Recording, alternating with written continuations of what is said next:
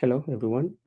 This is Brother Benson, and I'm joined with my good brother here, Miguda. Miguda, habari gani? Niko salama kakangu, niko Mhm, vyema, nashukuru Mola. mhm. Labda za kwako. Mimi niko vizuri, sijaona mabaya. Tunashukuru tu Mungu kwa maisha ambayo ametupatia sisi. Hiyo ndio sasa Hiyo ni tunashukuru. shwari kabisa, hiyo ni shwari kabisa. Mm. Hayo ni vizuri. Weekend yako ilikuwa aje? Leo ni Jumatatu, nimesahau sana. Weekend yangu naweza sema tu imekuwa vizuri. Hapo Mm, siku ya Jumamosi nilipata nafasi ya kwenda katika ibada na mm, kutubu mm, dhambi zangu na kuomba, na vile vile pia jana siku ya Jumapili nilipata nafasi ya kutulia mm, na familia yetu, tulitulia pamoja mm, tukichapa gumzo, tukigaagaa yajayo. Sasa ni weekend yangu imekuwa vizuri ya mm, utulivu mpaka mm. sasa hivi leo. Au kupata nafasi ya kwenda kutazama mechi ya Premier League yoyote, ama kwa sababu timu yako haikuwa inacheza? Si timu yangu iko imecheza, ni ukweli, lakini sikupata nafasi juu unapata ni kama weekend iliyopita hatukuwepo na mchezo. Sidhani kama tulikuwepo na mchezo, lakini sasa sikupata nafasi ya kwenda kutazama mpira. Ni wakati ulikuwa tumechukua likizo, ja pia lazima uchukue likizo ya hizo mechi, likizo ya unafikaa binadamu lazima upumzike, likizo ya ubongo. Unajua, kuna rafiki yangu fulani anafurahia sana na anasema kwamba raundi hii Arsenal lazima wachukue Premier League kulingana na namba yao pale katika jedwali ya Premier League na vile vile wanavyocheza. Kuna dalili. We kwako unaweza sema vipi? Ni kweli ama bado? Kwa sababu tumebaki na mechi kama 8 hivi ama 7, 8 I think. Kwangu mimi kenye najua, mimi napendea rafiki yangu akifanya vizuri, na vile vile napendea kama hata timu fulani ifanya vizuri, kwa sababu mimi sijaweka mambo na mpira kwa roho yangu. Sijaweka mambo na mpira kama ni kifo na pona. Kuna wengine ambao wamechukua mpira kama kifo na pona, vile vile hadi chuki. Unapata kuna mtu haizi nyoa nywele yake katika barber shop ya mtu mwenye si timu yake. Vile vile unapata kuna mtu haizi nunua kwa rafiki yake. Sasa mimi mpira kwangu ni tu ile wakati nimeshafanya kazi zangu, nimechoka, ama wakati tusha brainstorm na wewe hapa hivi, nimechoka. Sasa napata nafasi nzuri, naenda pale na napumzisha akili, napumzisha ubongo na relax nayo. Hiyo ndio mimi nimechukua mpira. Sasa yule mwenye anachukua kikombe si hoja kwangu kubwa. Cha muhimu ni pita kusema tu hivi, katika jedwali naona kama timu ya Arsenal wanafanya vizuri, tena wao ni nambari ya kwanza, na pia nawashukuru kwa sababu ni muda mingi sana. Ndio wao walichukua, mwisho ilikuwa mwaka wa 2004. Na sasa mimi uzuri kwa sababu na unga mkono Arsenal wachukue hii kikombe ni kwa sababu hizo season 4 zimepita, wamefanya vizuri sana katika Premier League, na vile vile wamemaliza katika nambari ya pili. Sasa mimi ningependa wabebe kikombe kwa sababu unapata wako na timu nzuri, timu yao ni nzuri, na pia wako na wachezaji hodari. Unapata kama hiyo defense yao ni defense noma sana, na vile vile hiyo forward yao ni noma sana. Sasa pia walitumia pesa nyingi kununua wachezaji. Sasa hata kama wamebeba, ni wale watu ambao wamedeserve hiyo kubeba, juu wametia bidii, wamefanya kazi nzuri, wameunda team, wameunda club nzuri kwa hizo season 4 zimepita. Sasa hivi wabebe tu. Sasa mimi ningependa kusema tu kuna dalili, ukweli kuna dalili wanabeba, lakini pia mpira ya kandanda ni mpira ya kandanda pia ni iko na vitu zake. Unaweza pata unapigwa na timu 3 na hivyo ndio umekosa Premier League, ama unapiga draw umepiga draw mara 4 na Premier League imeenda tu hivyo. Sasa hivi si sema ati watachukua, ingawa kuna dalili, na pia mimi ningependa wabebe. Sasa tuachie hayo maneno mpaka tukamilishe league. Okay, asante sana. Wacha nichukue nafasi hii kusalimia mandugu zetu Godia Judith, natumai kwamba mko buheri wa afya. Miguda, labda kwa haraka sana, wewe ukipatiwa nafasi tuseme, ueleze maana ya shida, unaweza sema kwamba shida ni nini? Asante sana kwa kangu, swali umeuliza kwa njia ya kasi sana, swali nzuri sana. Sasa sijapata nafasi ya kujifikiria, lakini wacha tu nijaribu sana. Kwanza Eh, mimi kibinafsi kama Miguda nikiuliza mm, kwamba shida ni nini, mm, shida inategemea, na shida pia inalingana na pali wewe ulilelewa, mm, zile mazingira umelelewa, marafiki zako umekuwa nao, na vitu umefanya katika duniani. Kwangu mm, ningependa kusema tu shida iko, na pia si ati sijui, najua kuna shida, mm, na pia ningeeleza kwamba shida kwangu aswa shida mm. ni kukosa Kukosa. kukosa ni yule binadamu ambaye mwenye amekosa, pengine umekosa riziki, Mm, umekosa mamkuli, na mm, pia harakati ya kusukuma gurudumu.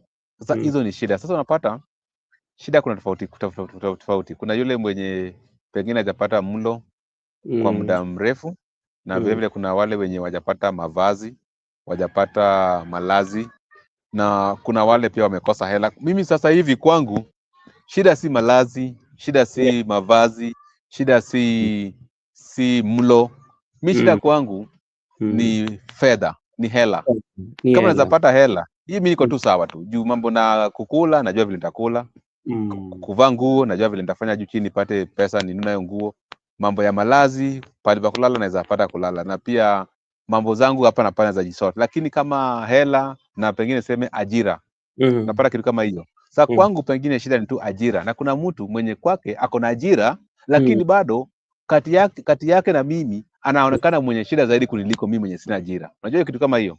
Ni Unapata kuna kweli. mtu ako na ajira, yeye ni Yeah. daktari, yeye ni Mm, mwalimu, anafanya katika civil servant, lakini tukilinganisha yeye na mimi, maisha mm, naishi, chakula mm, nakula, mavazi navaa, mm, zile vitu natumia kutembea, pengine yeye anatumia public transport, pengine mimi mm, natumia private, pengine mimi naweza afford kutumia senke, naweza tumia senke kila siku, lakini yeye anatembea. Sasa unapata kuna tofauti. Unaweza mm, kuwa kuna ajira lakini kuna shida, pengine wewe ni, kwa mfano wewe ndio first born, uko mm, na wale wanaokufuata, uko na jukumu la kuwasomesha, na pengine mimi sina jukumu ya kusomesha mtu yeyote. Sasa mimi napenda kusema tu shida kwangu ni kukosa, lakini kuna kiwango cha shida. Shida inalingana na wewe, inalingana kutoka kwa binadamu A na binadamu B. Sasa wewe sema ya kwamba kuna ile definition ya shida. na tunaweza sema kwamba umezungumzia jambo la riziki, na unajua riziki pia riziki aina yake ni kukosa na kupata, zote riziki, kwa sababu unaweza kuwa naenda kutafuta riziki ukabahatika kupata, hiyo pia umeenda, lakini pia unaweza enda kutafuta riziki tena ukakosa kupata wakati ambao umeenda kutafuta. So riziki ni aina mbili, lakini wacha tukuje hapa kwa shida, kwa sababu jambo ambalo limefanya nikakuuliza swali hili, nimesikiza wimbo nyimbo fulani ama nyimbo tu mbili tu. Moja ni msanii mkongwe ambaye kwa saizi alishaaga, anaitwa Mbaraka Mshee, alikuwa anazungumzia shida, lakini katika riwaya ama katika shairi yake aliandika kwamba shida haichagui wala haibagui, inaweza kuja leo, kesho, mwaka, tajiri ama maskini. Hivyo ndiyo alisema kwamba shida, lakini kuna pia mwingine akaimbisha tu, akatoa shairi katika kutumia neno shida, akauliza bado kabla sijaenda, na pia Baraka Mshe akasema kwamba shida hizi ambazo tuko nazo tutaishi nazo mpaka siku ile tutakuwa tuna maisha yetu hapa duniani tutakuwa tumeisha, yani mpaka siku ile tunazindikishwa katika kaburini, bado tutakuwa tuna shida. Na huyu mwimbaji mwingine pia ametumia shairi akasema, akauliza kwamba hizi shida zitaisha lini? So kwa shairi ya hao wagwiji wa mashairi ni kwamba shida ni kitu ambacho tutakuwa nacho mpaka siku ile tunatoka katika, ama siku ile ambao tunazikwa. Pili pia shida haichagui. Venye ulikuwa unasema labda kuna kitu ambacho wewe unaweza kosa, unapata kama hicho ambacho umekosa mimi niko nacho.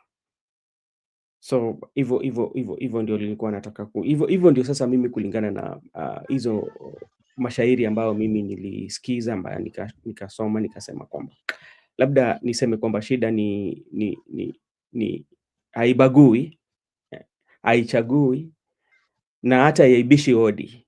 Utastukia tu imeingia katika nyumba. Yaani shida haina heshima kwako. Ni vizuri umeipapanua. Sasa naweza eleza maoni yangu sasa zaidi. Pia mimi naona hivi. Umesema shida umezaliwa nao, na wakati unaenda katika kaburi utasahau shida. Na pia mimi niko na mawazo tofauti. Ni ukweli wakati umeletwa katika ulimwengu, umeingia katika ulimwengu ya shida. Na kuna wale wanaingia katika ulimwengu ya raha, inalingana na familia ambaye umezaliwa. Na pia huwezi andikia watu barua ama notice ya kwamba mimi nafaa kuzaliwa katika familia ya Uhuru Kenyatta.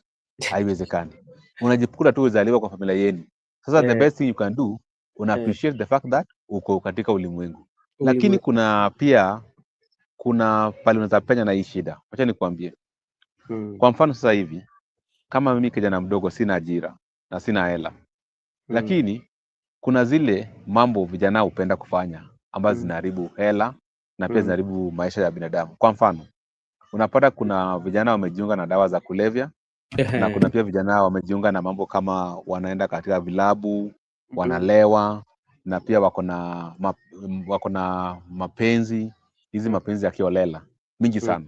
Sasa kwa mfano sasa hivi upate msichana umfanyie mambo yake yote, na pengine uko na hata kama wasichana 6 ama niseme 3.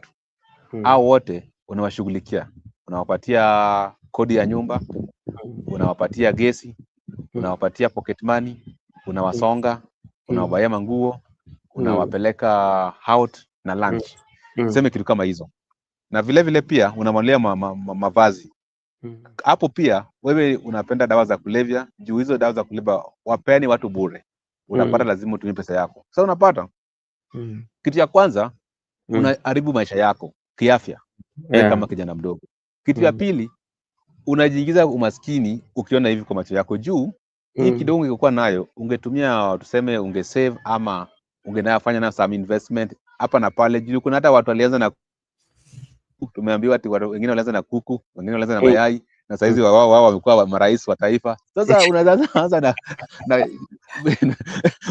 na vitu vidogo zako. So sasa kuna vitu zingine. What I'm trying to say, let me speak in English. What I'm trying to say is that there are some problems that we can avoid as young people, even as old people, because there are some activities that we are engaging as young people that actually, instead of helping us, they are destroying us. For instance, the issue of drugs. The issue of drugs first will destroy my life.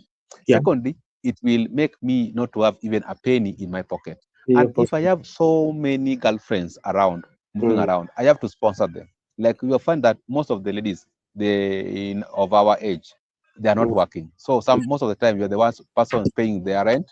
You are paying for them some foodstuffs, and also you are taking care of their beauty. So by the time you are doing so, 3 of them, 4 of them, it means that you are not doing anything productive to your life. You are only investing other people. So at the end of the day, when you are crying that you are poor, or you are crying that you are suffering, there are some suffering that we are the authors of those sufferings. Are you getting the point? There are some suffering that you cannot claim that because we are on this planet Earth that we must suffer. No, you can avoid suffering. You can decide not to suffer. To me, I want to say that suffering and also problems, sometimes they are our decisions or our choices. These consequences are a result of their choices. There are some people who have decided to live peacefully. They have not engaged into drugs activities. They are not engaged into relationships which are unhealthy. Maybe they have one partner or they don't have any. So instead of investing too much outside than for yourself, you can end up, Bro Benson, in this life, what I've learned is that you can plan for yourself, that there are things that you can be principality, that, okay, as for me, you will not see me doing so and so. So if you don't do those things, I won't spend on them. What does not benefit me, I don't spend on it. So even before we claim that the fact that we are born, we must suffer, there are some sufferings that we can avoid. All right. Thank you so much, Mr. Mikuda, for that. And maybe last one is kwa Kiswahili, usiwaze urithi wakati unauguza. Hiyo pia ni umeuliza kwa haraka sana, lakini wacha nijaribu. Leo umekuwa ile mwendo wa ndege. Unajua wakati unapoguza urithi, unajua kwa mfano urithi, urithi ni kitu ambaye si yangu. Kuna yule mwenyewe mwenye alifanyia bidii, alifanyia kazi, akaiweka sehemu. Sasa mimi ni yule mtu mwenye amekuja tu kurithi. Kwa mfano, nimepata kwamba sijui alitumia mbinu gani kuweka hizo mali. Sasa wakati naiguza ya kwamba mimi ndio nitarithi hii mali na niko na mawazo. Unajua wakati unafikiria ya kwamba okay, ni hii mali ni yangu, lakini mimi sasa nishapanga nataka kupiga sherehe. Unajua unawaza mimi nishapanga hii mali, pengine hii mali uenda ukakosa kuikula. Unapata kwa mfano umeenda ziara zako, kwa bahati mbaya ukapata ajali ukakufa, kwa bahati mbaya ukapata ugonjwa ukakuwa bed rest for the rest of your life. So you understand what ya kwamba usiwahi waza wakati unapoguza. Inamaanisha kwamba ngoja kwanza ukaipate ikue yako. Sasa wakati ni yako ambayo bado umeacha kuiguza, hapo unaweza ipangia sasa ya kwamba okay, ni yangu sasa, wacha nijifanyie nayo kazi. Lakini wakati unapoguza tu hivi hujafika kwa mfuko yako, wachana nayo. Asante sana. Sasa wacha nikupatie maoni yangu. Hiyo yako pia iko sawa, lakini unajua kuuguza wakati labda tuseme uko na ndugu yako ambaye labda umesema hapo vizuri kwamba saa zingine labda ukapata ajali ukawa uko kwa kitanda. Sasa inamaanisha kwamba utakuwa unapata usaidizi kutoka kwa mandugu zako na madada zako. Sasa wakati unachukua ama wakati umechukua jukumu ya kuangalia kwamba baba yuko vipi, usiwahi kwa wakati kama usiwahi waze kwamba huyu akafa mimi ndachukua urithi. Unasema ile shamba yake iko kule Migori, mimi ndaichukua, lakini unamguza bado, lakini ni mgonjwa unamsaidia. Lakini wakati ambapo unamsaidia, lakini wazo lako lote lipo pale. Unasema kwamba huyu Mungu kamchukua, basi urithi wake mimi ni kama mimi ndo naichukua. Uko na hayo mawazo yako yote hujaweka kuhakikisha kwamba ndugu yako ama ndugu yako, babako na hizo wamepata huduma bora kutoka kwako, lakini wewe uko na mawazo tofauti. Umepata hiyo? Nimepata hiyo tafsiri yako vizuri sana. Okay. Thank you so much, Mikuda, for taking your time to be here with us. I know there's a lot that happened during the weekend, especially we will go to Siaya, where PS Olunga was having homecoming, and it was attended by the executive and the members of parliament, especially from Luo Nyanza. To be precise, those who are for 2-term, and Ida Odinga also was present. In the midst of Ida Odinga giving her speech, there was some heckling. I don't know who made that. And also I was reading some post here from one of our guys. I think I've hosted him here at one point. Wakili Okayo Joshua was saying how there was money that was given 1 week prior to mobilize youth, running from 200, 400, including, you mentioned some leaders there, including the PS also. Olunga had to give some money to mobilize. So there's so much that was happening. But something that was very important, Miguda, maybe if you can weigh your thoughts, why do you think James Orengo missed the occasion?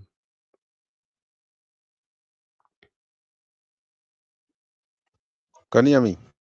Yes, I can hear you. Okay, maybe James Orengo could have missed occasion. There might be very many reasons why James Orengo miss occasion. First, Mm. Orengo currently is not in the same camp with the Oburu team, and Orengo currently is not pro broad-based government. But remember, the host was a PS in the broad-based government. The host was a PS of William Ruto. The host is a PS who was made by Raila Odinga and the ODM fraternity. Orengo currently having a divergent opinion with the ODM brigades, the one led by Brodinga. There were some reasons that first, we might find out that maybe he was never invited. There was no invite by the PS Ologa that because of the divided opinion, we don't have business to invite him. And also, the issues which were being discussed there more so. The homecoming, we have discussed here that why do we need to have homecomings? What are the purposes for homecomings? Or what are the reasons for homecoming? Because they are not impactful to the common wananchi. But having said that, I want to say Orengo could be missing in action because of the current political dynamics of the country, current political stand taken by Orengo, and also Orengo by the business because I believe that he was never invited. Because you know the people who are there, people like Gladys Wanga, could have not invited Orengo. People like Oburu, they don't want to see him around. They cannot invite him. They have made some funny names about him in that region. And I'm glad because most of the time they discuss Orengo in their meetings. Even yesterday they discussed Orengo. So, and Orengo also sometimes is someone who decides what to do. You can't decide for him. So, based on those reasons, I think that is why Orengo was missing in action. And the fact that the host also wanted to make it clear to President Ruto that his home ground is broad-based. So maybe Orengo could have come with the pro anti-broad-based youths chanting one term in that meeting. So that's why they had to keep him off of that meeting. That could be my view. Okay, thank you so much. And that is true. One something that we have to agree, that was not a state function. That was just an invitation to come and do homecoming. So I don't think that Orengo could have attended because it was not a must. Then secondly, we are looking at also political dynamics that you've talked about 2027. We know very well that Orengo is not in the two-term camp. So he decided to give them that opportunity so that they can enjoy their time singing their broad-based government. But also, I think Orengo also might have feared for his life because remember, a day prior to that, I saw on his handle where some of his aides were arrested, and he was saying that some of his aides were arrested. So that one also gave him a clear indication that things are not going to be good. And again, also remember where Junet Mohammed and Gladys Wanga are. That could have been a stage for humiliation for Orengo, and you know on how they talk because you can even see Junet Mohammed say that ODM ya sasa si ODM ya zamani, ODM ya sasa inataka power, and that begs the question. So, what was ODM before this? What was ODM meant for? Were they not looking for power even when the Raila Amolo Odinga was running for the presidency? What were they looking for? First, before I respond to the question whereby Janet Mohammed said the current ODM is a different one, whereby they are looking for power, not the other one. I want to concur with my good friend and Joshua Okayo, the young man. Yeah. Okayo Joshua has just said the truth, but now he has reduced the figures to 200, 400. People are being there is no meeting. Bro Benson, like I told you, I was ignorant before. I knew that when people are demonstrating, people just come out willingly. It is not being mobilized, and I knew that whenever this political party before, people just come out genuinely and assemble. Little did I know later that nowadays, even the demonstrations were used to be sponsored. Even those demos you used to see in the television, there were people who were mobilizing them. And Babu also confessed that all demonstrations in Nairobi, he has been organizing them. So right now, I'll not be surprised when I'm told that people are given money. That has been a norm. That you know, you can be genuine and honest coming Yeah. to the street that, okay, because people are protesting against finance bill, let me Mm, come out because it affects me. But you mm. don't know that the people who are leading from front have been Front paid to do so. to do So so. that thing must be told the young people and the youth. Just like me, I never knew that that thing do happen. So I think many people don't know all these things you are seeing, demonstrations, those things Mm. you are seeing like rally meetings. These things are being mobilized. Yeah. These things Mm. are people are being paid. There are people who are being paid, so they come and lead it from front. So you think that you can get into something that you don't know where it comes from, where it's going from. You don't know its origin. So Mm. to the young people, before Mhm. you come out to demonstrate Mhm. objectively Mm. or to demonstrate faithfully, Mm. try to understand that is there any politician behind this thing, or is there Mm. any elite behind this thing? So that one is correct, and I support that person. The All issue right. of ODM, Yeah. Okay, go ahead. the issue of ODM now want power, and Mm. even this power they're talking about, people have been asking, which power are they talking about? Are they talking about comrades power, or are they talking about Paka power or power tab? You are so we don't know which power is this that they are discussing. Is it Eh, Paka power? Is it mm, power tab? Is it comrade power? But they eh, tell you they want eh, 50-50. Then if you have to say if it is 50-50, mm, and it's very clear that they are not going to get running mate, how mm. is it going to be 50-50? So Yes. I believe that it's just a political narrative being Mhm, driven into mhm, ODM stronghold to make mm. their supporters to be happy or to keep them busy, to engage Okay. them. They can have Okay. something to talk about, that Mm, power, to attack a power. As mm, times goes by, mm, so as they mm, enjoy. So these are things we have seen before. There's always narratives. There are mm, always slogans. So this mhm, they keep fan base, yeah. Like mm. we, the fans of Premier League, we Yeah. have different slogans, yeah, ya kwamba next Next. season, you see, Arsenal next season. So this season they should take it. That's Okay. why I was praying for them to take this season so that we can stop that slogan of next season. So Eh, this issue of tunataka power, mm. those things are not even rational, because if you ask them, what are you Mm. talking about? What are you What talking is about? power? Mhm. Do you mean that right now Mbadi is not a CS for treasury? Do you mean that right now Wanda is not a CS for energy? Then which power are you talking about? Which one is Mm, left out? Even Oluga is the PS for the health. So mm, those are just nonsensical statements in politics. And the ODM original one, mm, the conception of it was first to defend the rights of the people, and that's mhm. why they say they voted no in 2005 referendum. So Yeah. as they have been coming year by year, they Yes. have been fielding presidential candidates. It means they have been in the race to get power. So it's the same audience. There's no difference here. The difference is the Yeah. current ODM for Oburu Odinga Yeah. is not pro people like the ODM we used to know. Yes. All right, thank you so much. And now we are seeing the absence of Orengo, and we also saw Mama Ida attending this. Um, uh, does this one will add value, especially to the Ruto's battle for the Luo votes? And you had Mama Ida Odinga was thanking Ruto for being with them or being with her during the trying moments and this moment in time.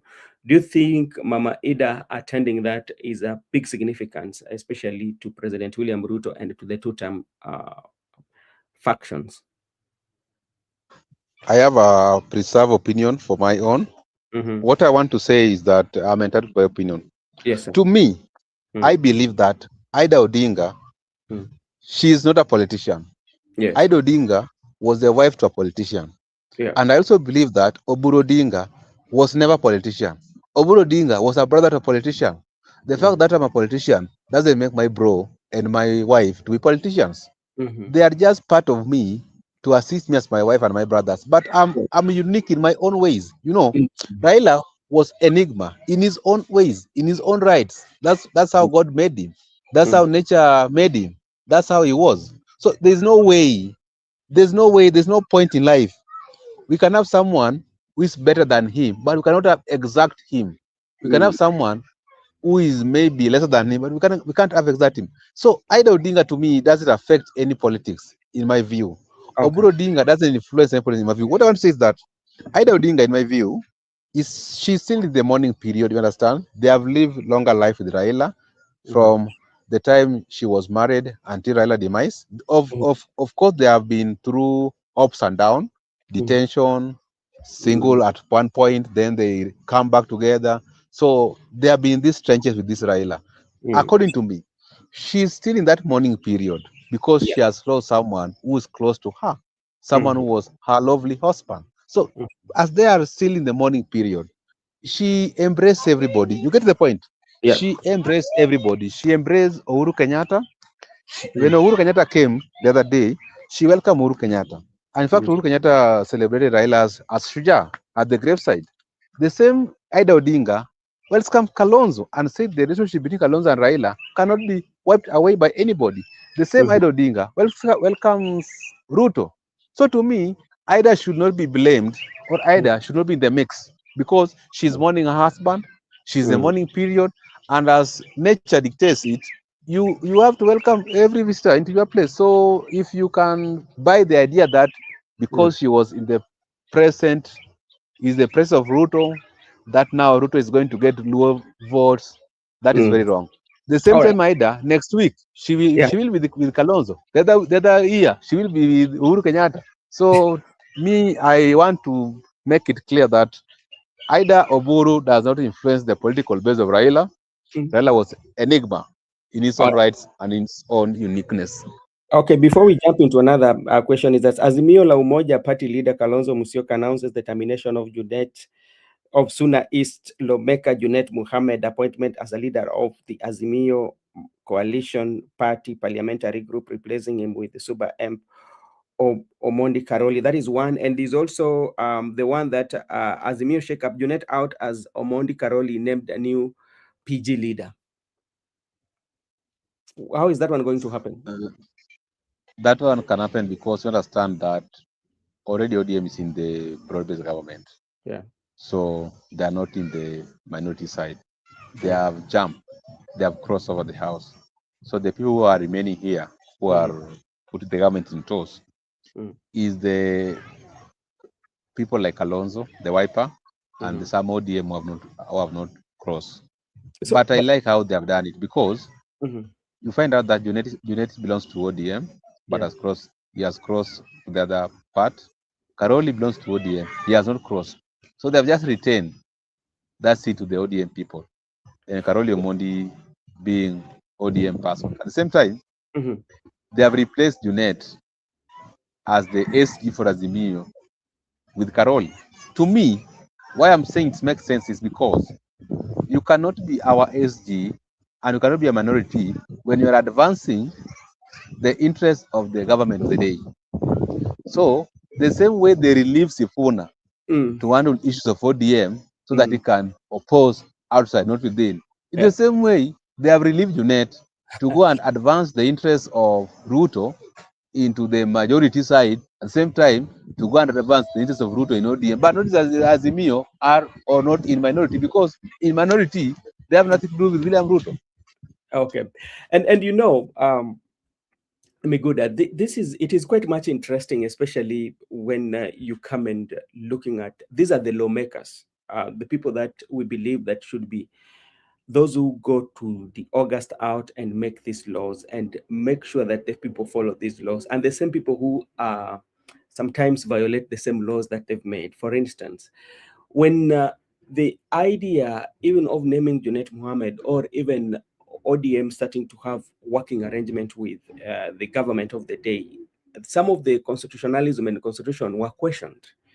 And they say that there are even some committees that they should not actually be chairs, or they should not chair those committees, because you are advancing the policies of the government for accountability purposes and for the democracy of parliament.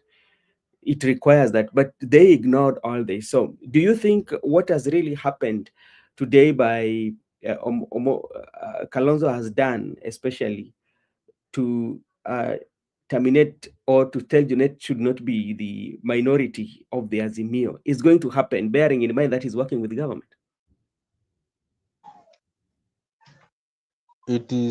That's why I said that there's no problem because what they have done, there's no issue because they have just done the same thing they should have done in accordance with But, the law. but will Junet But and will accept that? he will not accept. Even remember, Sifuna has not accept to be relieved from the duty.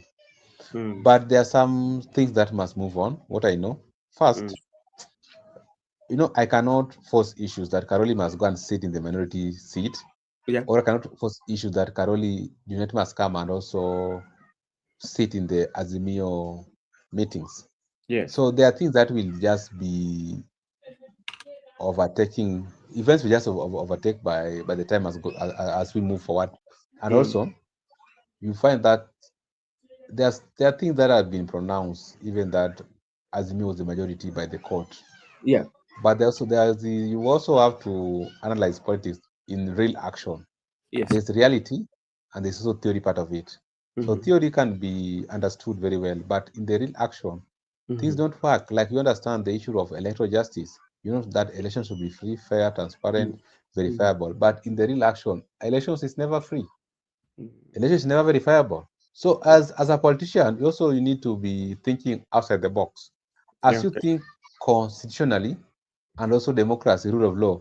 But there are opponents who don't subscribe to constitutionalism, they don't subscribe to democracy, they don't subscribe to the rule of law.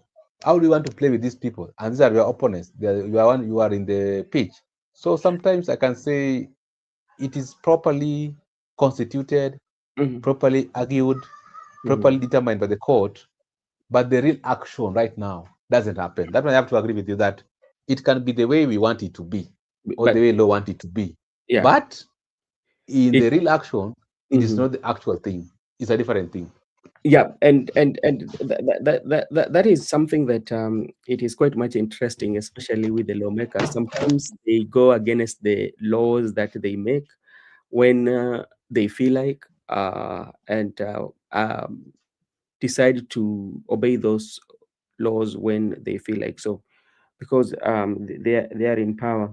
Because like in a normal circumstances, or in a situation where everybody understands that immediately you start to advance the agenda of another political party, yeah, you should at least move to the other side and leave those who should put you under accountability. But that is something that is for another day. So we will be waiting to see how the ODM especially is going to respond to what Azimio has done to Junet Mohammed, whether they will allowed to leave that seat, or the matter will go to court. But court already made a pronouncement. Actually, Junet was supposed to be the majority leader based on the pronouncement that was made by the courts.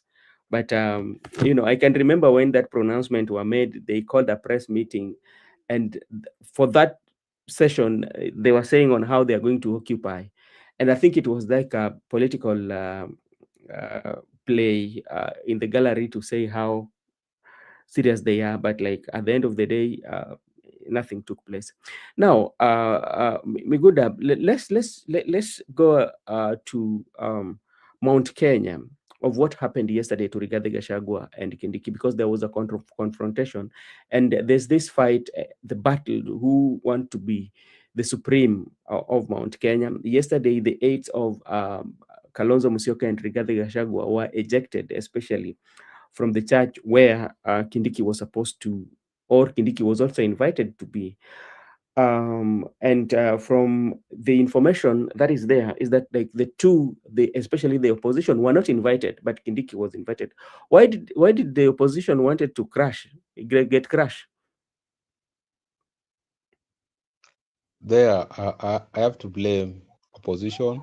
Yeah. At the same time, I want to blame Kindiki on some Mm-hmm. aspect. Mm-hmm. First, like we have said before, if Mm-hmm. you have your meetings, you Mm-hmm. have your own assemblies, Yes. people should not invade, Yeah. should not get crushed. Mm-hmm. Just you can organize. There are many churches in Mount Kenya. The Mm-hmm. fact that Kindiki was having a church service with a Yeah. particular audience, you can Mm-hmm. as well plan even the neighbor sub county or Mm-hmm. neighbor ward. You can have your people. But Mm-hmm. this issue, sometimes, like I've told you, we are dealing with politics in real action. Mm-hmm. Sometimes you need also to meet one-on-one with your opponent, confrontation. Those Yeah. things are needed in politics so that you can Mm. have something to discuss on. And also you can gauge, you can send fear to your opponent Mm. that most of time, Mm. government has been invading opposition's rallies. So Yeah. today, if you have your rally, we are coming to invade your rally. So it can be a tit for tat. You invade my rally, I invade your rally. So that one can be one of the strategy in politics, that if anytime I have my meetings and my Yeah. assemblies, you send Mm-hmm. police and goons to interfere Mm. with my assembly. So even me, I will not allow you to hold any assembly in my stronghold. That one can be one of the reasons and strategy. So okay, because the other time when Kisi you invaded us, you today you're Mount Kenya, we must invade you people. That is Mm. number one. Number two, Mm. I want to blame Kindiki also that even if people are invading you, there's no Mm. need for you to start self-defense or start to fight against each other, because Mm. you they can join you, but you couldn't allow them to speak because Mm. you are the one controlling the show. Yeah. But there's a problem. Mm. If I am the government, I'm having my rally, and Mm. in the midst of the people, I'm having the opposition. Or in the church, Yeah. maybe the reverend or the bishop might be liberal and allow everybody to speak because Mm. of the stature of God. Now, because God is liberal. Yeah. So you find out that if that meeting was intended to be attended by Yeah. the government have their issues and their agenda. Maybe Mm-hmm. they have gone there to sell government policies and agenda. But Yeah. you understand, when they are given opportunity for the opposition to speak, they will Yeah. contradict whatever Kidika says. So that might be the reason why they have to have that rift. Okay, thank you so much. And for that clarity, because I think one of the bishop of Methodist Church was being ordained, and when you look at the religious leaders or the religion and politics, it seems that they go together. Because why should a leader say that so and so was not invited, so he should not attend, and they had to be escorted out, especially the aides of Kalonzo and Rigad. But at the same time, I feel it was a very good move, especially to do that, because you know how confrontation could have been. I don't think like it could have been chaotic in that place. What do you think about that? Because um, uh, maybe Rigathi could have spoken, Kalonzo spoke, then Kindiki was supposed to go, and Kindiki was to maybe speak last. And you know the political octane, the high political voltage that we have, the exchange between Rigathi Gachagua and Kindiki. What could have that scene be?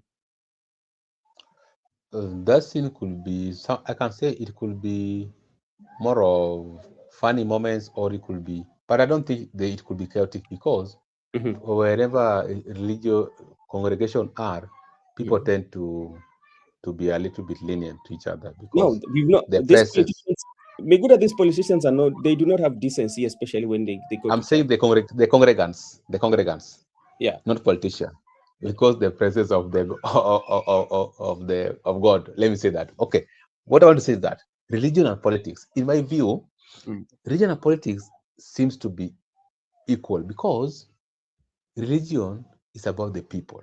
How many Mhm. people do you have? How many Yes. people do you control? How many people Mm. can you manage? Politics the same way. Do you have the people, the crowd, like a correlation? Because if you don't have the people, there's no worship there. If you have no people, there's no politics there. So Mhm. just like in the religion setup, Mhm. Christ, the Nazarene, we as Christian who are Mhm. following Christ, Mhm. Christ, as they used to have the inner circle, the 12 disciples, Mhm. there were some people who were given duties, and also there were massive followers. Even as today, we are following him. Same as politicians, religion, whereby politicians, some people are having their errand boys around, and also Mhm. there is a huge follower. So in the congregation, the Mhm. bishop might be the owner of this Mhm. congregation. Yeah. Now the politicians want to claim that we are allied to bishop. Bishop, you must give us your people. These Mhm. bishop's people belong to us. No, no. These bishop people belong to Kindiki. No, no. They belong to Gachagua. So in that rift, I think, is whereby it's complicating. But all in all, what I understand is about they were scrambling about the people, that these bishops people does not belong to Kindiki. They belong to us. Therefore, we must go and invade that Kindiki's meeting with the people. Yeah. All right. And when we talk about on how now when you come to these churches, I think like they've even made clear marks on or clear lines on who they want to associate with and who they don't want. But I don't know whether they consider the opinion of the congregants, because like you cannot. Do they consider those the opinions? Let me tell you one thing. Mm-hmm. They don't consider the opinion of the congregants. At the same time, there is a criteria in the setup of churches and maybe media centers. Mm-hmm. They are officials and they are congregants. Mm-hmm. In the official setup, corruption is being practiced. Yeah.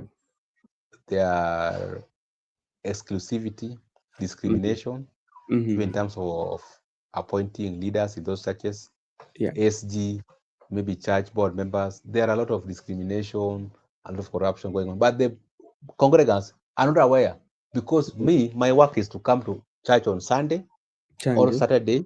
I worship, I gave out my tithe and offering, I go back home. So when they are now meeting, they want to distribute this fund to the pastors. At the same time, when they want to do their selection amongst as their level as pastors to be the SG, whatever, there is discrimination, there is corruption. There are a lot of things happening in the church. So when you are telling me that, do they have the consent of the congregants before they take a certain direction? They do not. They don't have. A pastor or a relevant or reverend bishop will have an association personally with the politician.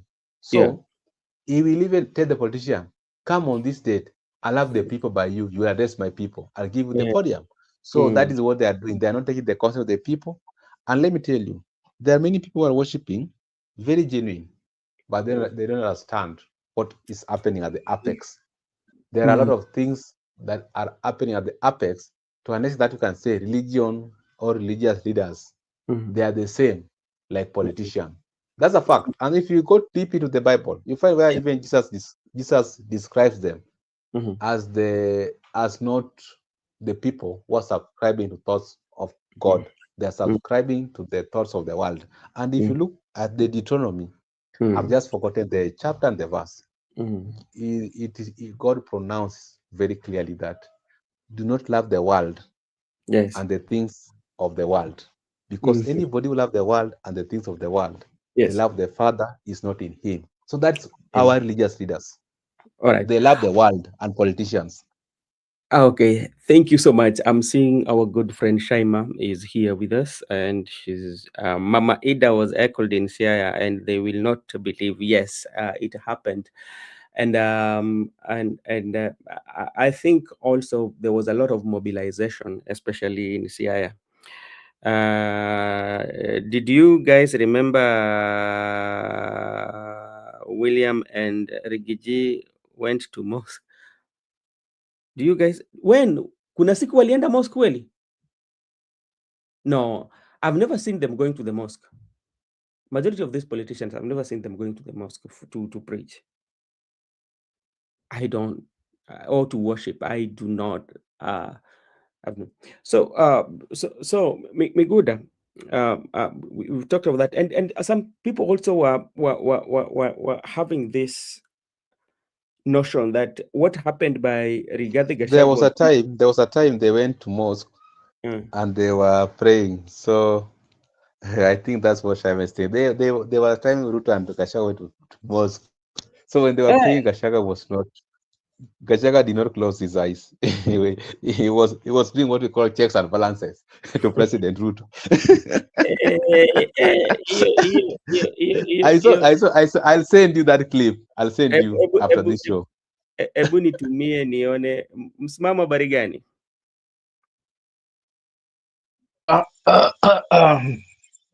Ndugu yangu Benson, mimi niko salama, sijui wewe na huko. Niko vizuri. Leo umekuja kuchelewa bana. Ulikuwa bwana wewe, bwana we ukiangalia kwa mbali hapa, ngoja niweke kamera kidogo. Ukiangalia kwa mbali hapa waona tunatoka shamba. Waona bwana, ndio mida hii tunatoka shamba. Waona bwana, so ndio naweka silaha sasa hivi. Asante sana. Hebu tuseme, hebu nisaidie hapa. Tuseme kama mtu amekuuliza, kwa mfano mtoto amekuuliza, baba, hebu nielezee maana ya shida. Wewe unaweza kumuelezea vipi, ama maana yake ni nini shida? Maana ya shida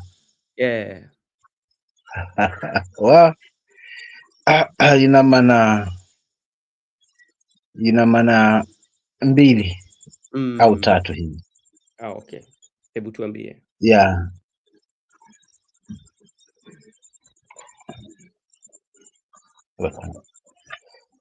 Maana ya kwanza unaweza nieleza jambo bwana mimi, lakini kawa mkaidi na mbishi, sema kwa kweli bwana msimamo ana shida kweli kweli. Yani ule ukaidi, yani kutojali vile ni yani mfano kama huo. Sasa unaweza liweka katika hali ya utani huo, lakini vile vile kuna shida. Maana ya pili sasa, hali ngumu ya maisha, hali ngumu ya kiuchumi, hali ngumu ya kifedha, hali ngumu aidha sasa ya ugonjwa, hela ngumu yani hakika aidha ya janga fulani hivi, yani hiyo tunaweza tukaita pia ni shida. Lakini vile pia kuna shida ya mara tatu.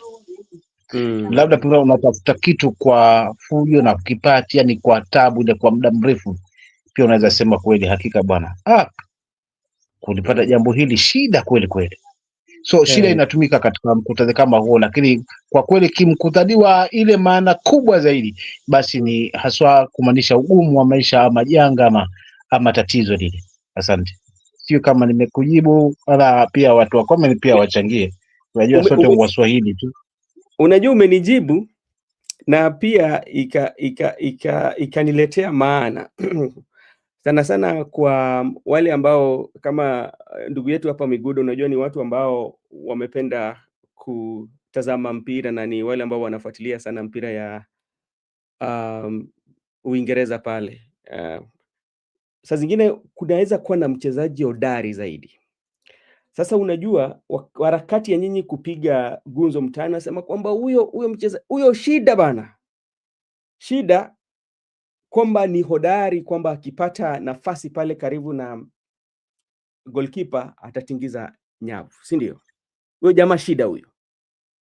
Shida ya uzuri. Ama Miguda, wewe unasema vipi? Ni mbaya. Ni huyo jamaa shida bana, mbaya huyo. Huyo jamaa ni mbaya, akipata katika lango la timu fulani. Anaingiza huyo jamaa. Huyo ni konya katika lango la Arsenal. Sawa. Sasa msimamo, jambo limefanya mimi nikakuuliza maana haya ni kwamba nilikuwa nasikiliza leo wimbo wa Baraka Mshe Shida, nikasikia utunzi shairi yake, vile vile pia nikasikiza moja ya Mbosso pia kaimba shida, na hawa watu kuna mahali ambao walikuwa wanakutana katika mashairi yao. Baraka Mshe alimaliza kusema kwamba hakuna siku shida itaisha dunia hii, mpaka labda tuseme siku ile utakuwa hakuna kitu kibaya sana kama shida duniani. Haichagui, haibagui. Unajua ni mpenzi wa hizo nyimbo, yani unanikosha moyo kwa kumtajia Mwishe. Anyway, endelea kaka. Na aibishi odi, lakini ule msanii pia akasema kwa alikuwa analia, anasema shida zitaisha lini? Sasa ndio maana nikakuuliza mambo ya shida, kwa sababu sasa inamaanisha kila mtu tunapitia shida mbalimbali, ambapo si shida yako si yangu, shida yangu si yako, na labda kuna wale ambao Mungu amewabariki na fedha, lakini bado kuna matatizo na shida ambao wanapitia. Ndio hayo. Sasa wacha tukuje kwa mada ya leo, kwa sababu naona kama hata muda wangu kama inayoyoma. Ndaanza na wewe. Kuna fununu kwamba Ababu na Mwamba, kuna hizi ni fununu na tetesi, hazijahakikishwa, lakini ni fununu na tetesi kwamba Ababu na Mwamba ni kama mtu ambaye anataka kurudi ODM, na kirudi ODM apatiwe hiyo SG, na hiyo itakuwa ni kiboko ya Sifuna. Wewe hapo unasema vipi? Asante. Siku zote nasema mpamaji achi kutapatapa. Yeah. Na huku kwetu na msemo wa bibi yangu anasema ile ndoo ile ikishavunjika, ikishatumika ndoo ya maji ile ya plastiki ile, basi kwetu huwa tunasema ni bebe, tunaliita bebe haswa huku kwetu. So nyanya na msemo anasema likishaharibika kama vile, chukua basi ulihifadhi kwenye uvungu, kwa maana lile gunia unalizolea taka basi huenda likapeperushwa na baridi, kisha ukakumbuka, da, niliweka mimi bebe langu kwa uvungu, basi siku hiyo likawa limezumbua kazi. Kwa maana hiyo nafanisha hiki kisa na Ababu na Mwamba. Lakini vile vile na serikali yetu ilivyo. Kama awali ya yote nitasema kwamba hii ni serikali ilianza na revenge. Mfano hai ambao nitautoa wa ukweli bila kuogemea upande wowote ule ni kwamba wale judges 6 tuliwaona wale waliokataliwa na Uhuru wakipewa kazi mapema. Nao nafananisha hiki ambacho ni cha Ababu na Mwamba aliyekuwa katibu mkuu wa chama cha ODM, kisha sasa hivi kuregeshwa kwake ni kwa sababu ya kuleta ule mvuto angalau uliokuwepo wakati ule, lakini vile vile pia kunusuru hidau ambalo linaelekea kuzama ufukweni kutokana na kasi ya huu bwana na jinsi ambavyo anautema umati akisawasawa. Kwa maana hiyo yote hii tu ni kulibandika, naweza nikafanisha kwamba ni nguo ya zamani hiyo iliyochakaa, na hata ukibandika viraka ni uongo, haiwezi kuwa mpya. Kwa hiyo wacha wafanye kile, mimi sina shaka, lakini si kwamba labda pengine kitaimarisha swa ODM ambayo inaonyesha kiuhasilia kwamba imegawanyika swa pande mbili, na hususan wale ambao ni vigogo, akiwemo Anyang' Nyong'o, akiwemo mzee wetu Orengo na baadhi ya viongozi ambao haswa waliweza kusacrifice na kusimama na chama kwa muda mrefu. Kwa maana hiyo kurudia kwa Ababu na Mwamba si kwamba kutaleta mvuto wa hawa viongozi ambao wanatija katika hili, but ni kuleta tule kwamba kubabaisha kwamba tumempa tena, tumembegesha upya tena yule ambaye ni katibu wetu wa zamani, yani tumefanya favor kubai sympathy na kujiongezea labda kiumaarufu kidogo kwa wachache wale ambao wataliona labda hili linatija. Mimi nitafikia hapo kwa swali lako, lakini awali ya yote ni wasalimie ndugu zangu pata wa comment section na ndugu yangu hapa upande wa pili hapa Miguda, kwa sababu nimeingia kwa munkari na kutema ndio tunacho, lakini nikaacha salamu. Wanisamehe kwa kuchelewa kuweza kuwasalimia ndugu zangu wale ambao ni asante. Nadhani watakuwa wana budi, watakusamea. Shaima, kuna uwezekano, there's a possibility, because politics is not gambling. It is a way of maybe killing the popularity, because if you look at it keenly, the Omanyo being appointed or being given the role of a SG, that is not creating no traction. And politics is about balance or balancing you off. The only way that they can balance Sifuna is to bring somebody whom they deem is stronger than Edwin Sifuna. And how are they going to do that? Because they're looking at even Western Kenya. How can we not lose Western Kenya? You know? And by bringing Ababu na Mwamba had already worked with ODN, and Ababu na Mwamba is a very close ally of President William Ruto.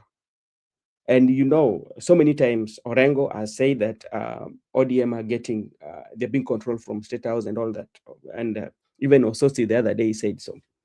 So that is what is happening. It's not a gamble, because who gives those jobs is the president.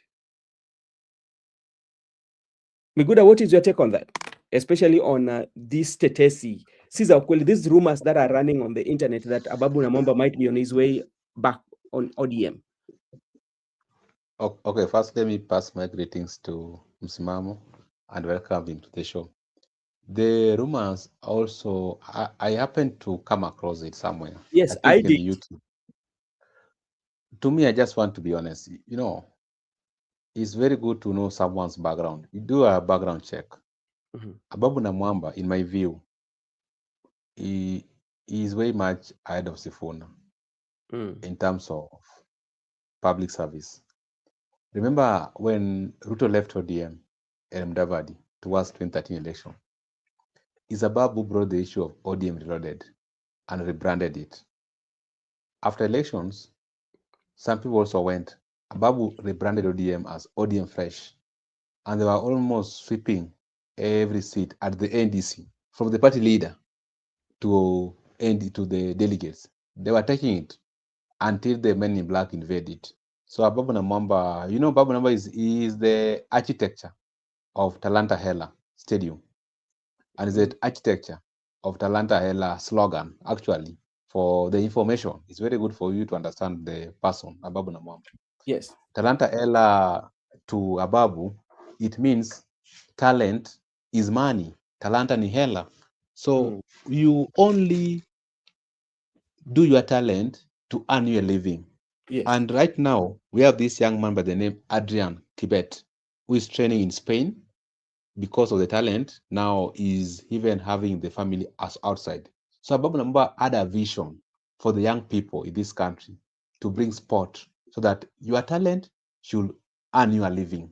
Not that you have a talent, but there is no living your, and even started to doing what we call scouting, going to the villages, Talanta Hela issue. And that's why you have Talanta Hela Center. And right now we have Talanta Hela Stadium because of this young man called Ababu Namwamba. When ODM was collapsing, he brought the ODM Reloaded and ODM Fresh. So to me, I have history of the two people. If in comparison, Ababu Namwamba is much ahead of Sifuna, because even how he used to move crowds by that time and Sifuna, it is incomparable. But I just want to put it in this context, and I want to be very clear. Let me not be misquoted. In reference to Omanyo, Catherine Omanyo, Catherine Omanyo cannot match Sifuna in whatever circumstances. So, as rumors might be, not that it is Brother Benson saying it or me. These are rumors we are getting. So, as rumors stand, Ababu Namwamba stand better chance compared to Omanyo. At the same time, Ababu Namwamba is Sifuna's match. Now you can have someone who can match Sifuna and who is a bit higher with a little bit skills compared to Sifuna. That one, to me, because the reason why I brought the issue of ODM Reloaded and ODM Fresh, just to remind you that when ODM was collapsing, it's Ababu who resurrected it. So at this time when ODM is going to its deathbed, we have brains that have already who resurrected it earlier before, twice actually. So there are issues that can be addressed by the ODM. You can look for people who understand how to do things and put them in place. And by Ababu coming, I'm also hoping that Oburu Odinga. No, this is still rumors. No, that I want Ababu to come. As Ababu comes, Oburu Odinga is also exiting because he's a transitional leader, not a leader. But so we can Ababu comes, Sifuna leaves. No, Oburu leaves for a youthful leader to take party leader. So I think that's how I can analyze. Okay, Miguda, thank you so much. And kaka nichangie kidogo hapo kwa Miguda, maana kidogo naona tuna na changia kidogo tukifunga na pia utoe Asante. Unajua sifa ya Ababu naweza nikakubaliana yuko hili na hayo yote aliyozungumza kaka. But tuangalie ground wakati walikuwa wanacheza ilikuwa ground ya namna gani? Kuweza kutimiliza swa kile ambacho kinazungumzwa na kaka yangu hapa Miguda, ambacho nakubaliana nacho kwamba hakika huyu bwana alikuwa anafanya vizuri zaidi ya Sifuna. But hata kwa ground ipi? Kwa sababu si kwamba labda katika Kenya Kwanza serikali hii hakuna viongozi ambao wanatija. Lakini kwa nini kubanwa mbavu, kufanya kile ambacho ni sahihi kwa niaba ya, sasa sijui kwa niaba ya mwananchi ama kwa mtu mwingine, nisije nikawa misquote, but niweze nikalieka katika hiyo hali. So at that ground, sidhani kama sifa hiyo hata akirudi kaka itaweza kumpa sifa ile ambayo alikuwa nayo mwanzo, kwa sababu mwisho wa siku itaonekana wamefungamana na kile ambacho mwananchi anapingana nacho cha bad governance. Na shida tulionayo ambayo sasa Sifuna na tema nayo kumpikwa babu na mwamba, ili because anasimama na mwananchi because of bad governance, kwa kile ambacho tunakishuhudia katika taifa. Kwa maana hiyo hata akirudi bado ni yale yale tu, hakuna mabadiliko yoyote, ni yale yale, kwa sababu ni ukuhuba huu utakaoonekana pale, na utaona cheche za maneno na jinsi sifa ambazo atamwagiwa, lakini hazitakuwa na mashiko, kwa sababu still bado ground haiko sawa kama vilivyokuwa mwanzo. Asante, nitakuongezea hapo. Kabla hujaenda, unajua jambo lenye lipo ni kwamba ndugu yangu, tutakubaliana kwa sababu hichi ni siasa na kuangalia na venye saizi ODM lipo chama lipo, ni kwamba lazima waangalie jinsi ya kuteka hisia za watu, kwa sababu ukiangalia kwa makini, wewe umesema hapa mara mingi, ambapo mimi nakubaliana na wewe, ikifika pale unaangalia ODM inawacha ile njia ambayo watu wanajua ODM, ambapo kwa siku ambazo zinakuja ODM itakuja kukua chama ambacho kinatoka sehemu fulani, kwa sababu watu wanasema hivi. Na ukiangalia wale ambao wanapigania sana kuongea hata kusema kwamba ugawaji wa mamlaka na nini, ukisikia Wanga anasema kwamba 50-50 alafu ndio tujue Masai tunawapatia nini watu wa Western. Alisema hivyo akiwa Masai ni kule. Lakini unapata kwamba yale maneno ambayo Sifuna anasema ni kwamba ni mtu ni jambo ambalo unaweza sikiza na useme kwamba hapa kuna jambo. So kwa kuleta Sifuna ama kuleta mtu ambaye anaweza kuwa sawa na Sifuna, lazima waangalie. Na unajua kwa saizi Orengo amesema vile vile na Osoti kwamba muamuzi mengi ya chama yanafanyika pale State House, au ndivyo wanasema. So haya ya Babu na Mwamba, na unajua pia Babu na Mwamba ni mwandani kabisa wa rais. So yote kinawezekana, kinawezekana. Hapo ndo naweza sema kabisa kaka. Unajua shida ambayo ipo si kwamba ODM haipendi, inapendwa sana. Wakati iko na mzee, jambo moja liko napenda ODM because it stands na mwananchi. Na the only person understand na mwananchi na ODM ya kweli ni hawa viongozi ambao unasema hatufungamani na uongozi uliopo kutokana na sababu moja ama nyingine. So this is the real ODM sasa, kwa sababu utangia awali hii ndio ukuzwaji wa hiki chama na kilipendwa because kiongozi wake na haswa mwongozo wa hiki chama kilikuwa kinasimama na yale yanamsibu mwananchi. Nao imebadilishwa mfumo mpya ambao sasa kutoka mzee aende nao ni ODM ya kutafuta power. Okay. So wameingia tena kwenye viatu vile vile ambavyo ni vya uongozi wa hii serikali. Ukifungamana nayo basi uko sawa, usipofungamana nayo basi mambo mengine baadaye, kwanza utahesabika baadaye. Okay. Umeelewa? So kwa kweli kwa kumalizia ni kwamba ODM imeingia hapo kwa sababu juzi tulisikia kwamba wanasema kwamba nyinyi wa Masabu tukiunga tutakuwa pamoja, tutaweza kwenda kwa power. Nao hii mwananchi hayuko kwa power sasa, yuko kwa the real issues zinazomwaffect ambazo hazizungumziwi, hazifanyiwi kazi, mfano kama floods ambazo zimeweza kuangamiza wengi. Sasa hili halifungamani na power. Power hata tukipoa power, viongozi tumepewa kina Wandai, floods bado still zipo, zimeumiza wengi tu kwa sababu zimekosa suluhu. Ukiangalia sasa pesa ambazo zinamwagwa na kufujwa kinyume sasa na yale ambayo tunategemea yafanywe kama hivi floods, unakuta sasa ni wapi na wapi. Kwa kweli mimi naweza nikasema kaka, la kuvunda halina ubani na sikio la kufa halina dawa jamani. Lakini mwisho wa siku wakufa hafichi uchi, kwa hivyo wakufa tu. Okay, asante sana kangu. Najua kesho pia tutaingia hapa mapema, na kitu pia jambo liko ni kwamba tuko na masaa yamebadilika. Miguda, jambo lako la mwisho? Asante sana kakangu kwa kunipatia hii muda ya niseme jambo langu la mwisho. Sina mengi ya kusema tu.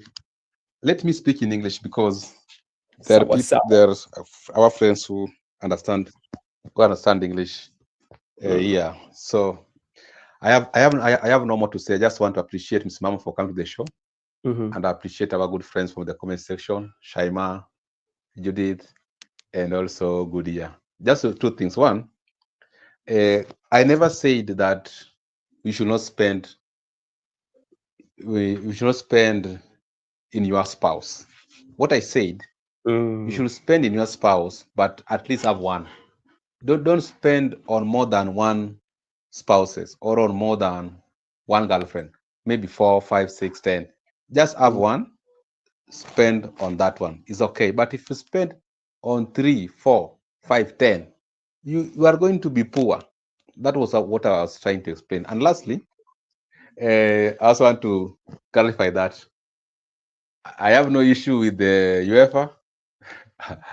I'm just okay with what I'm just okay with the I'm just okay with the Premier League. Then I also wish you all the best, and I hope that this time, actually, Judith, when you carry the trophy, I'll buy you jersey for the next season. So don't worry. Don't worry. Okay. All right. Asante sana makaka zangu kwa kuchukua muda wenyu kuja kuzungumza na mimi. Vile vile pia I want to take this opportunity to thank all our friends in the comment section for always being with us in our discussion. And let me take this also opportunity to thank those who are watching and did not comment. And this is Brother Benson. If you're new, you can subscribe so that when we are going on conversation like this, the YouTube will notify you. Thank you so much, and may God bless you all. Till tomorrow, same time, same place.